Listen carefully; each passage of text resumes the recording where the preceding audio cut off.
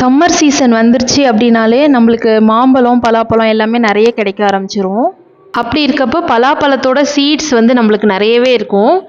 என்ன பண்ணுறது அப்படின்னு தெரியாமல் சம்டைம் வேஸ்ட்டு தான் பண்ணிடுவோம். ஸோ அந்த பலா கொட்டையை வச்சு ஒரு சூப்பரான ரெசிபி தான் பார்க்க போகிறோம். Welcome back to my channel Divya's little world. இன்னைக்கு நம்ம பார்க்க போகிற ரெசிபி பலாக்கொட்டை வறுவல். வாங்க வீடியோக்குள்ளே போகலாம். இந்த ரெசிபி செய்கிறதுக்கு பலாக்கொட்டையை எடுத்து க்ளீன் பண்ணிவிட்டு மேலே உள்ள ஸ்கின்னை ரிமூவ் பண்ணிவிட்டு இந்த மாதிரி வேக வச்சு துண்டு துண்டாக கட் பண்ணி எடுத்துக்கலாம். ஃபைனாக சாப் பண்ண ஆனியன் 2 எடுத்துக்கலாம். தக்காளி 1, வைக்கிறதுக்கு தேவையான மசாலா ஸ்பைசஸ் எல்லாமே எடுத்துக்கலாம். ஜிஞ்சர் கார்லிக் பேஸ்ட்டு, அப்புறம் பார்த்தீங்கன்னா மிளகாத்தூள், மல்லித்தூள், மஞ்சள் தூள், அதுக்கப்புறம் சோம்புத்தூள், கொஞ்சமாக கரம் மசாலா இதெல்லாம் எடுத்துக்கலாம். தேங்காய் கொஞ்சமாக ஃபைன் பேஸ்ட்டாக அரைச்சி எடுத்துக்கலாம். அவ்வளோதான், ரெசிபி செய்கிறதுக்கு ஸ்டார்ட் பண்ணிடலாம். இப்போது ஒரு கடாய் எடுத்துக்கலாம்.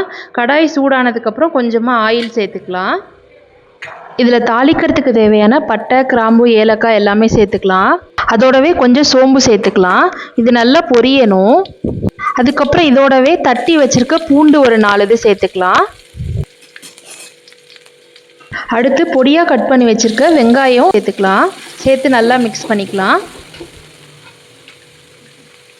இதோடவே கொஞ்சமாக உப்பு சேர்த்துக்கலாம். உப்பு சேர்க்குறப்போ பார்த்து சேர்த்துக்கணும், ஏன்னா ஏற்கனவே பலாக்கொட்டை வேக வைக்கிறப்போ கொஞ்சம் சேர்த்துருப்போம். வெங்காயம் நல்லா கலர் மாறுற வரைக்கும் வதங்கிக்கணும். நல்லா வதங்கின பிறகு அதோடவே கட் பண்ணி வச்சுருக்க தக்காளியையும் சேர்த்துக்கலாம். சேர்த்து நல்லா வதக்கிக்கலாம். நம்ம சேனலை இப்போ தான் ஃபஸ்ட் டைம் பார்க்குறீங்க அப்படின்னா சப்ஸ்கிரைப் பண்ணிக்கோங்க. அப்படியே பக்கத்தில் உள்ள பெல் ஐக்கானையும் கிளிக் பண்ணிக்கோங்க. அப்போ தான் நம்ம போடுற வீடியோஸை கண்டினியூஸாக பார்க்க முடியும். இப்போ தக்காளி நல்லா சாஃப்டாக வதங்கினதுக்கப்புறம் தேவையான மசாலா தூள் எல்லாமே ஒன்று ஒன்றா சேர்த்துக்கலாம். 1 டேபிள் ஸ்பூன் மிளகாய் தூள், 1/2 ஸ்பூன் மல்லித்தூள், கொஞ்சமாக சோம்புத்தூள், கொஞ்சமாக கரம் மசாலா, கொஞ்சோண்டு மஞ்சள் தூள், இவ்வளோ தான் சேர்த்துருக்கேன். எல்லாமே சேர்த்து மசாலாவோட ரா ஸ்மெல் போகிற வரைக்கும் நல்லா வதக்கிக்கலாம். மீடியம் ஃப்ளேம்லேயே வச்சு வதக்கணும், இல்லைன்னா அடி பிடிக்க ஆரம்பிச்சிரும். ரொம்ப ட்ரையாக தெரிஞ்சிச்சுன்னா தேவையான அளவு கொஞ்சமாக தண்ணி ஊற்றிக்கலாம். சேர்த்து நல்லா வதக்கிக்கணும். தக்காளி வந்து கொஞ்சம் ஹார்டாக இருக்கிற மாதிரி இருந்துச்சு, அதனால் நான் தண்ணி வந்து கொஞ்சம் நிறையவே சேர்த்துக்கிறேன். இப்போ அந்த தண்ணி அப்படியே நல்லா கொதித்து எண்ணெய் பிரிஞ்சு வெளியில் வர வரைக்கும் அப்படியே ட்ரை ஆகிற வரைக்கும் வச்சிடலாம். இப்போ பாருங்கள் எந்த அளவு நல்லாவே தொக்கு கன்சிஸ்டன்சியில் வந்துருச்சு. இந்த ஸ்டேஜில் நம்ம பாயில் பண்ணி வச்சுருக்க பலாக்கொட்டையை வந்து இதில் சேர்த்துக்கலாம். சேர்த்து அந்த மசாலாவில் நல்லா மிக்ஸ் ஆகிற வரைக்கும் கலந்து விட்டுக்கணும்.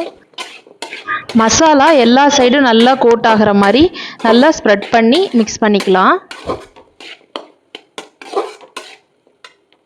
இப்போ நல்லாவே ரெடி ஆயிடுச்சு. இதில் நம்ம அரைச்சி வச்சுருக்க தேங்காய் பேஸ்ட்டை வந்து இதில் சேர்த்து நல்லா மிக்ஸ் பண்ணிக்கலாம். அவ்வளோதான், ஆல்மோஸ்ட் ரெடி ஆயிடுச்சு.